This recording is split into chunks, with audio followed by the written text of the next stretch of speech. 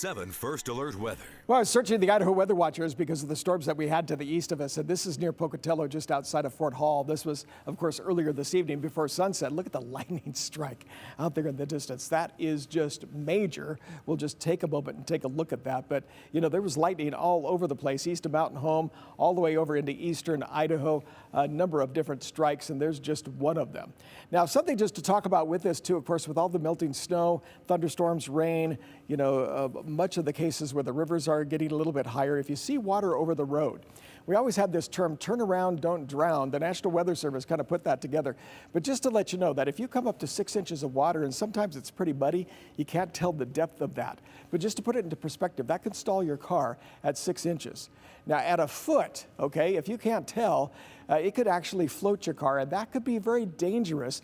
It's 2 feet of water, and that could actually float pickups, four-wheel drives, and those sort of things. So just kind of something for you to notice. And that just shows the way that if you see water along the road, you got to be very careful about that. And if there's any depth, don't go through it. It could be very, very dangerous.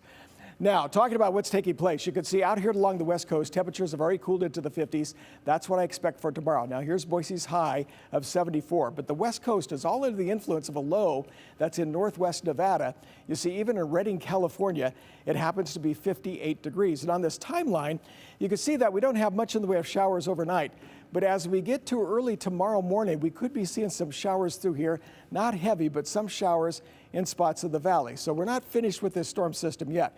But this is really strange because spring is a difficult time to forecast because of all of the changing weather patterns.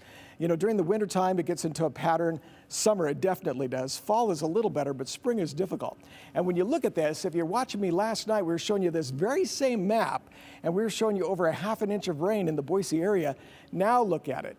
We're looking at maybe 1/10 of an inch. Still, estimations are between 1/10 to about 20/100ths of an inch of rain. So that's a huge change, and a huge change in the pattern that we're talking about. Just to show you the storm system, it's all over the northwest. It's pretty much broken up. The low's down here over northern Nevada. It's going to be over us tomorrow. So when you saw the last map that showed the showers in the morning, that's probably our best possibility as that moves up. Now at this point, we're not looking at heavy rain anymore, but we are looking at some rain on and off. Here's another storm system that comes in late Saturday and Sunday. Here's another one for next week. So we continue with some of these showers. Now it's going to be dropping the temperatures. Here's what the Magic Valley looks like tomorrow. Around 60. Most of your central mountains has temperatures into the upper 40s. Upper 40s, that's it. As you look at McCall, 47 degrees.